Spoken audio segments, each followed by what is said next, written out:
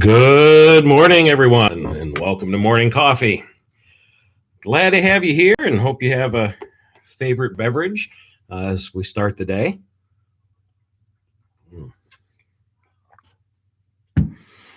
I'm going with a cappuccino with sugar-free caramel and chocolate.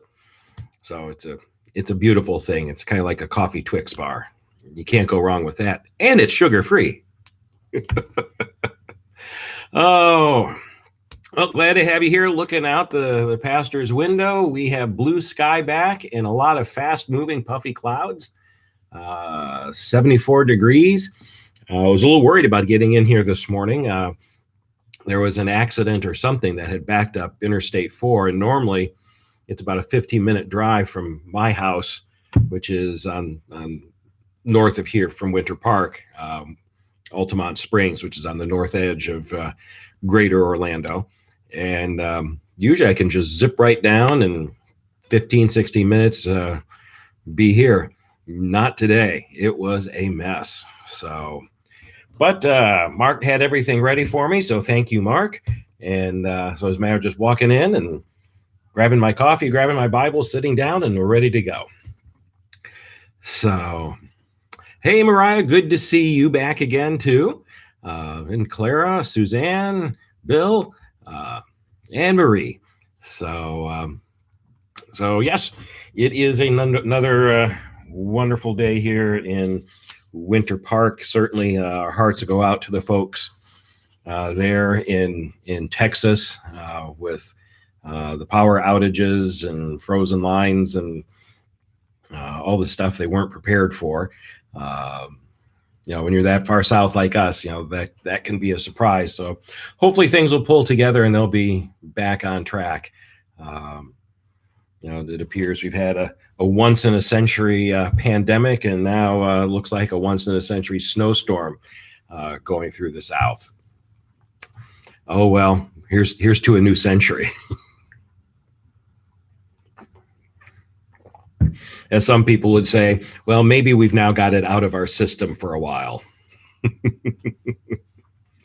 Oh, well, what else do we have going on this fine day? Well, it is the start of Lent. We had Ash Wednesday services last night and had honestly, the most people who have attended a worship service in person since the shutdown in March. We had 44 people out in the pews, which on one hand is less than how many we had last year for Ash Wednesday, which was, I think it was about 100, 120. But when you add in the folks who were online, we probably had more than we had last year when you take the digitally gathered and the physically gathered together. It's a good sign. It's a good sign. Florida continues to be heading in the right direction. Disney announced they hope to be in a position where masks will no longer be necessary in the parks by the end of the year, maybe as soon as fall. One of our county school systems on the East Coast is their rates have dropped so much that they're going to discontinue temperature checks, and the numbers, both infections, but particularly the important numbers of hospitalizations and deaths continues to drop dramatically as folks get their vaccines. So I'm very hopeful that as you get vaccines, as if you're comfortable enough to go to a restaurant or Disney or other activities like that, we'll see you back in worship soon. We have the digital opportunity to gather, and that's not going anywhere. It was not only vital to us being the church over these last few months, it's opened up a whole new mission field. So Tuesday night, we had our tour of the church where we had 3 folks who are families, new members coming in who were here in person, and we had some members and some other potential new members who were online. Mark walked around with his iPhone on a gimbal, and it was filming me and everything else. And so it was nice, and we got to meet some people who actually came into the building for the first time, even though they've been viewing since summer and participating at a distance. It was their first time in the building, so that's exciting. It's both country and congregation are going to have to continue to adjust and adapt to the after effects of the pandemic. Even as things are hopeful and we are closer to the end than the beginning, there will be a lot to deal with. And so the community we build together to relate, to support, to pray, and to serve is going to be vital to come out with purpose and meaning from everything we've had to go through. Which is a nice segue to the book of Revelation. That is the heart and the core of apocalyptic literature. It is for those who are in the midst of suffering to hear a word of hope that takes seriously suffering and persecution. So again, we're in a setting around the year 100 AD where Christians are being actively persecuted by the empire. They are not an accepted religion of the Roman Empire. They are being turned in as Christians by their Jewish neighbors, who consider them to be traitors and heretics.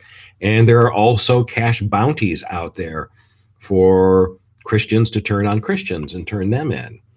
So you hear stories of this being told during World War II with the Nazis and doing similar things to urge collaborators. It's not a unique thing in that regard. It is very much a result and an aspect of human sin.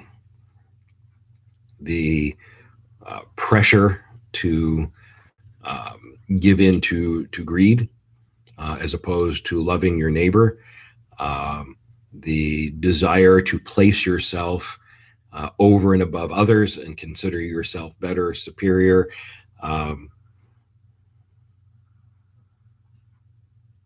is not a uniquely Western European or even American thing. White supremacy is simply one shade or one version of supremacy that humans have adapted over the years and continue to use to place one over the other. Good current example is China, with the Uyghur populations and Christians in the north part of China being put into re-education camps, and no better than concentration camps. And yet people there are holding on to their faith, and we as Christians pray and work to support and call attention to that. In a time where we've got Facebook and social media and television news and all that, the world of Revelation, it was face-to-face conversation and writing letters that were hand-delivered. So with that being said, let's make the transition into that and begin with prayer. Well, God, on this day, we have begun our Lenten journey. We ask that you be with us in our walk with you, as we have been marked with the cross of Christ in baptism and marked again with your cross with ashes. We walk the cross journey, not only to the cross on which you died, but into the empty cross and the empty tomb that proclaim your resurrection. So be with us now. Help us to hear the words you would speak to your church, for we ask it in Jesus' name. Amen. All right. Got my commentary here for extra information as we move along through this. So again, kind of a recap, Book of Revelation begins with this vision that John the Elder has while he is in prayer on the Isle of Patmos, where he has been exiled because he is a Christian. And in this vision, he sees Jesus shining in glory. Um, and it has aspects of symbolic images, namely Jesus holding 7 stars in his right hand, standing amid 7 lampstands, and a sword coming out of his mouth. The implication being, as Jesus explains in the vision, he holds in his hand the 7 stars, the 7 angels that uh, accompany. As we'll discover, it's not really guard, but accompany the 7 churches of Asia Minor, and each church is represented by one of the lampstands. So then he begins to speak to each of the churches individually. These are churches scattered throughout Asia Minor, modern-day Turkey, but because the number of 7 and numbers are very, very important in Revelation later on in particular, the numbers have symbolic significance. So in this case, the number 7 means whole, complete, namely in this case, the entire church. So the letters to these 7 churches are intended to, 1, be heard by each of those city house church gatherings, but also to be heard by the entire church in all times and places, and hence its inclusion in the Bible. So today, last week we did the church in Ephesus, the largest of the cities that is addressed. It's the 4th largest city in the Roman Empire. It's the seat of Roman power and Roman emperor worship, among other things. Smyrna, on the other hand, is the other coastal city, and it, as a port, it is wealthy. It is large, but the Christians there are in a somewhat different position than those in Ephesus. So let's go ahead, Revelation chapter 2, and we are starting in verse 8. To the angel of the church in Smyrna write, these are the words of the first and the last, who was dead and came to life. I know your affliction and your poverty, even though you are rich. I know the slander on the part of those who say they are Jews and are not, but are a synagogue of Satan. Do not fear what you are about to suffer. Beware, the devil is about to throw some of you into prison so that you may be tested. And for 10 days you will have affliction. Be faithful until death, and I will give you the crown of life. Let anyone who has an ear listen to what the Spirit is saying to the churches. Whoever conquers will not be harmed by the second death. Now, in the sermon series that I've pretty much come to the conclusion, I'm going to bring out this sermon series this summer and preach on that. It's just it was a fun series to write, but it's also, I think, a helpful one for us to look at as well. But here we are in chapter 2, and one of the things, if you didn't catch it right away, we haven't had a chance to get deep into the pattern, but the pattern of the letter to Ephesus is you have you address the angel, you describe who Jesus is with a specific title or description. Each one is different. So in the case of Ephesus, these are the words of him who holds the 7 stars in his right hand, who walks among the 7 golden lampstands. To Smyrna, it is a different title.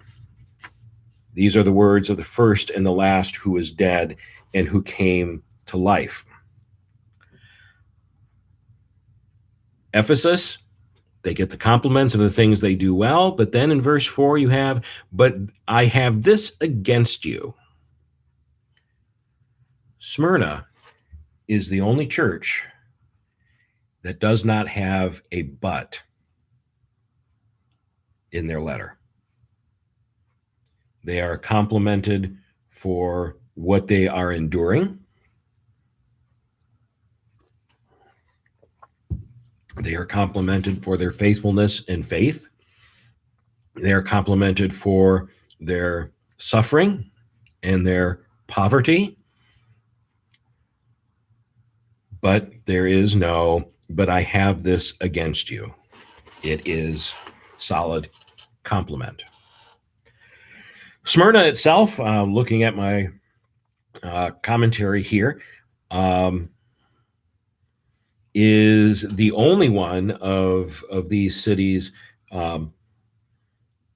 that still exists and still has Christians in it. Today, the city is called Izmir. Smyrna, and according to my notes here, I forgot. Smyrna and Philadelphia are the two that get pure commendation. There, like I said, there is no but. Smyrna, we're going to find out, is going to stand in very sharp contrast to Laodicea, the one church that has no compliments. Laodicea is going to be described as a church that thinks itself rich, but here in the notes, is in fact poor, blind, and naked. A little bit about Smyrna here in the notes. After AD 26, several cities requested permission to build a temple to Caesar Tiberius, and Smyrna was chosen because of its loyal relations to Rome. Again, it's a coastal city, so it would trade with Rome and other ports would make them more cosmopolitan, more aligned with Rome and Roman citizens living there. The city had become a center of the imperial cult by John's time. Smyrna's claim to be first of Asia is mocked in Christ's self-designation. Some decades after John, the orator Aurelius Aristides recalled Smyrna had come to life again and risen like a phoenix from the ashes of its destruction in 600 BC. For him, Mount Pagos, the crown of Smyrna, was the crown of Smyrna. In short, local color is reflected in Christ's self-designation, in the conqueror's saying, and above all, in the bitter conflict between local Jewish communities. So, again, there's all kinds of hidden stuff in here, and quite often without a commentary, I'm even going to miss a good bit of it. So the first and the last, who is dead and came back to life, is a parallel to the city's own history and self-understanding of having been having died and nearly destroyed, but rebuilt and become a powerful city again, and to be first and foremost among the cities of Asia Minor, and it is in fact Christ who is first and foremost among all.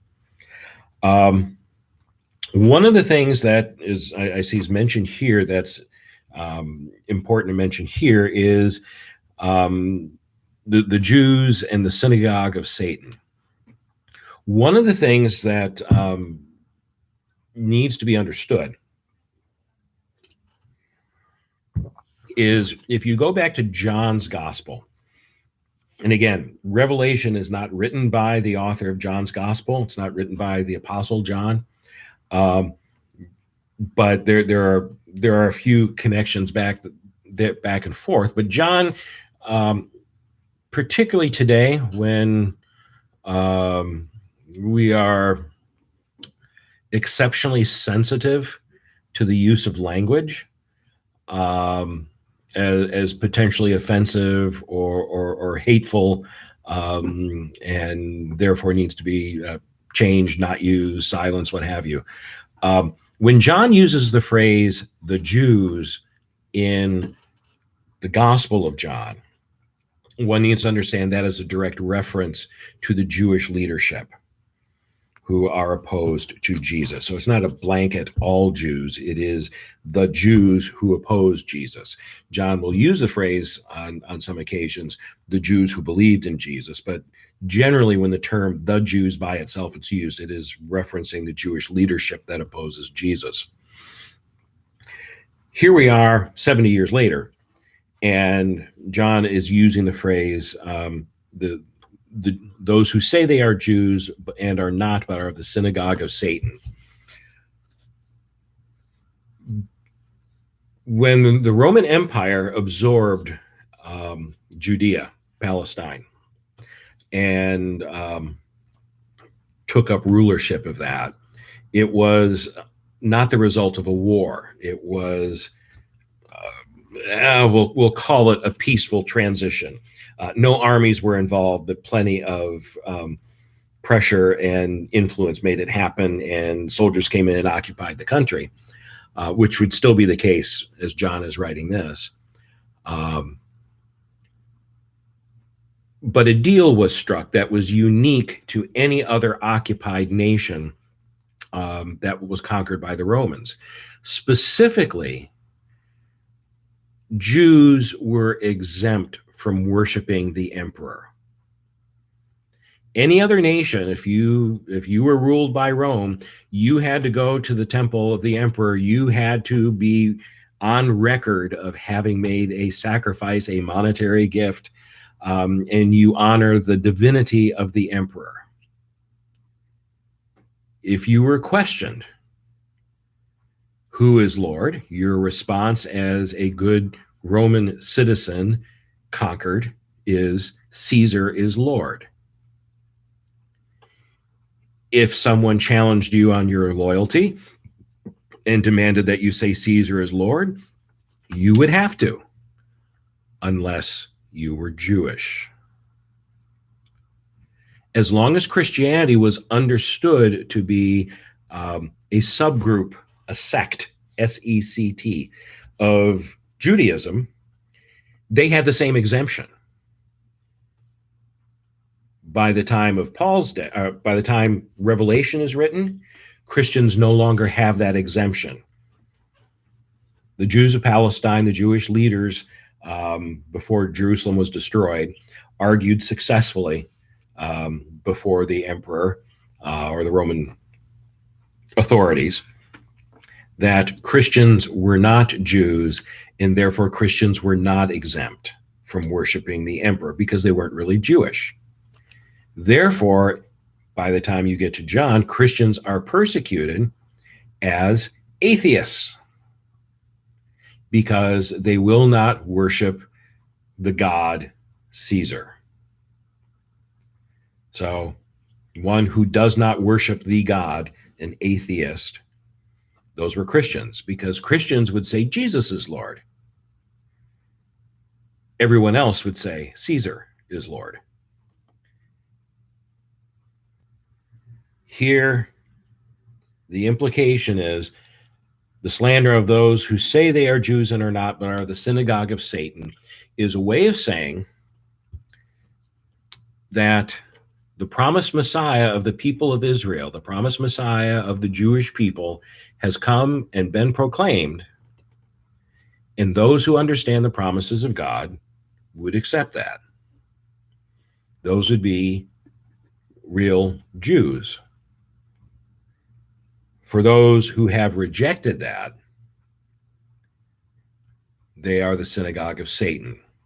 They reject the Messiah of the God of Abraham, Isaac, and Jacob, and therefore they have rejected God and have turned to Satan.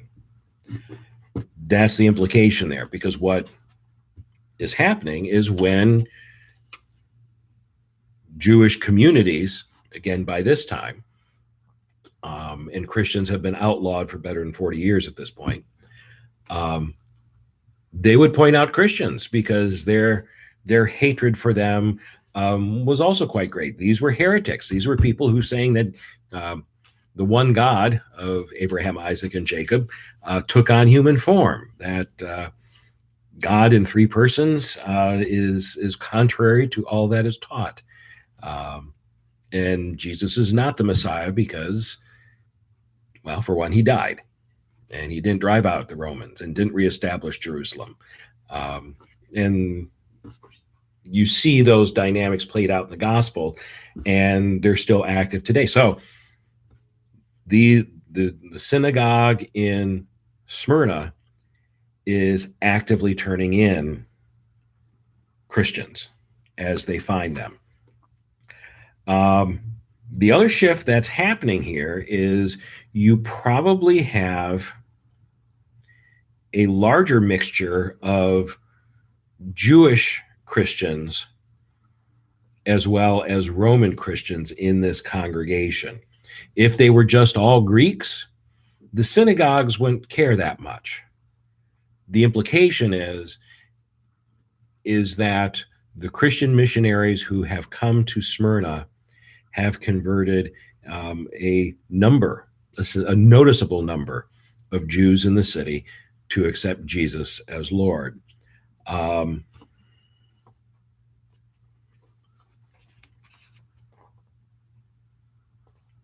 The notes here do point out that there's an inscription that was found in the city of a Jewish woman, Rufina, who was the leader of a synagogue there, a somewhat progressive thing. But either way, Christians, the author here puts it, appear to be an antisocial group in their beliefs about the imminent end of the world through a risen Messiah. All point to excluding them as a heretic. What John sees happening, what Jesus sees happening, and what is already happening is the level of persecution is now going to increase. They have already been arrested. They've already been persecuted. Now there will be even more. An intriguing little note here at the bottom of the page is in this message of 4 verses, the words death, died, tribulation, suffer, prison, slander, and poverty appear 9 times. It is the contrast between death and tribulation on one hand and the promise of life on the other that determines the tone of this letter. By raising Jesus to life, God has acted for the salvation of all human beings.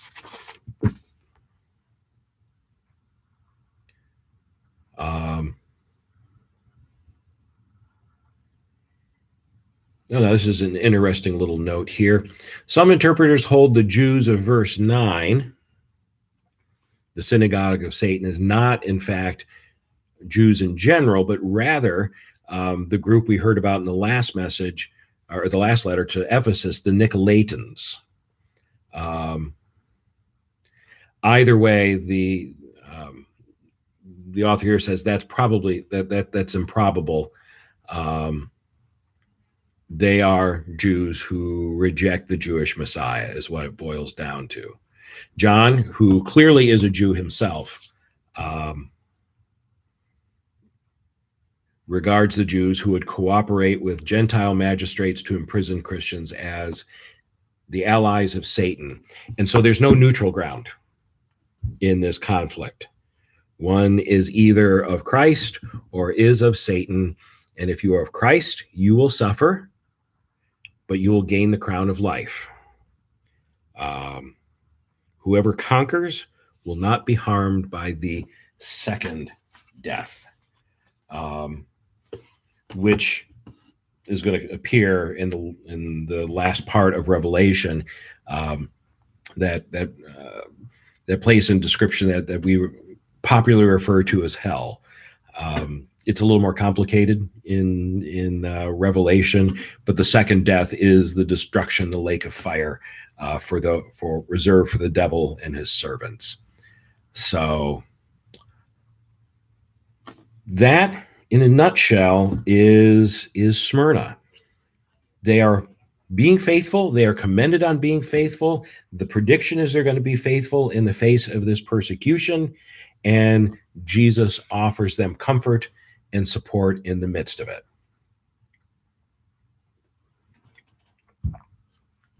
Let's see if my notes have anything else here. The crown of life. Quick note here on that. When one wins a race in athletic competitions in the Greek world, one gets a crown of laurel leaves. And the folks who get it win athletic games. It's also for VIPs, people who are being honored in the city. Often you will see Caesar when visiting a city, and you'll see this in inscriptions and carvings, will have laurel leaves around his head. It is a symbol of victory, of conquering, of honor. And so here, those who survive the test, the trial, the race of persecution will gain the victor's crown, which does find its way into a number of hymns as well, as you might recall. All right, questions, comments, thoughts. Again, there's a lot compressed in here. There's a little more symbolic language in the letter we looked at Tuesday for Ephesus, but Smyrna is one of the faithful ones. So at a time like this, to hear the encouragement, there might also be said where kind of the I won't say common courtesy, but the last thing someone needs to hear when they are down is to be criticized more. That's not a factor in this. This is genuine faithfulness in the face of persecution that Jesus is recognizing. Next week on Tuesday, we will take a look at Pergamum.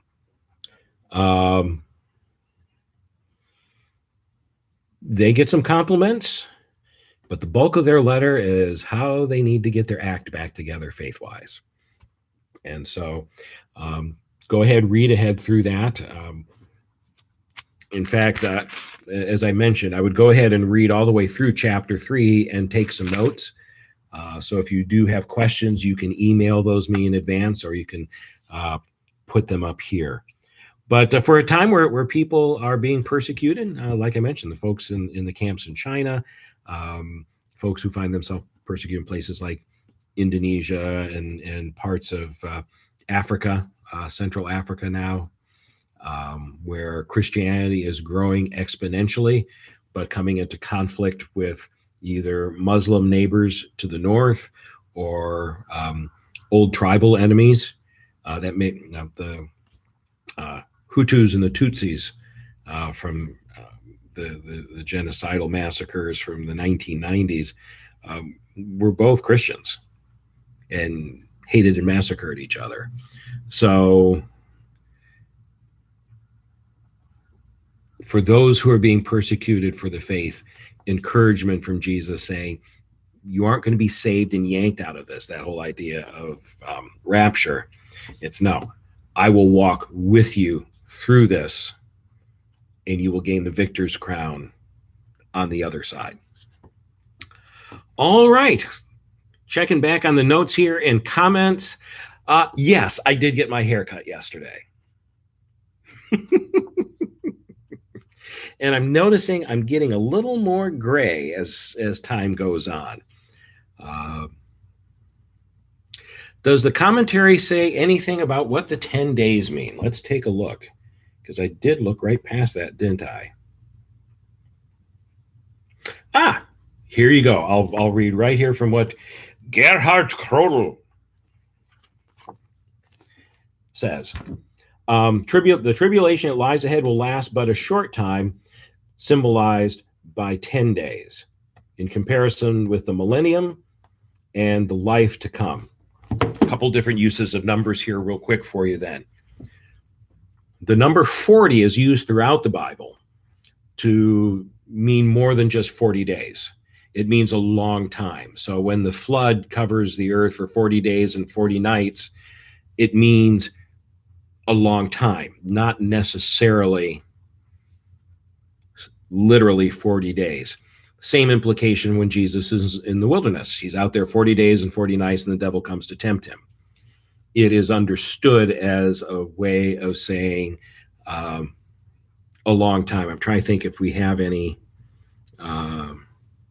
similar sayings in English where we're saying a long time but we don't say a long time. Not coming up with anything at the moment, but that's the implication. So 40 days is a long time, 10 days is a short time. So 10 days, short time of suffering. Later on in the book, there is the 1,000-year reign of Christ.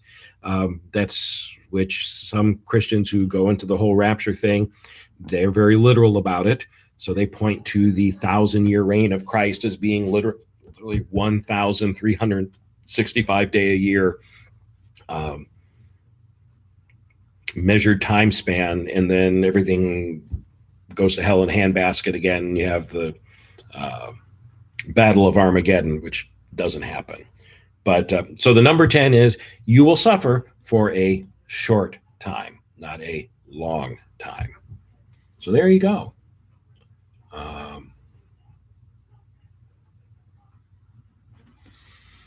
All right. Well, it is 9:36. Let's see. What do I need to do as far as updates? First Sunday of Lent coming up this Sunday. Do be sure to look in the bulletin. There's a number of activities that are up and started. We did have a snafu, and I mentioned it Tuesday with the Chosen Bible Study with getting their app to stream correctly for what we hope to do with the Bible study with that. So Mark will be sending out some more information next week. We'll kick that off. I think it's actually March 1st is the first Monday. First Monday of March is March 1st. So watch for information on that. It is going to be a great deal of fun. My plan is we will watch the video on the 1st and 3rd.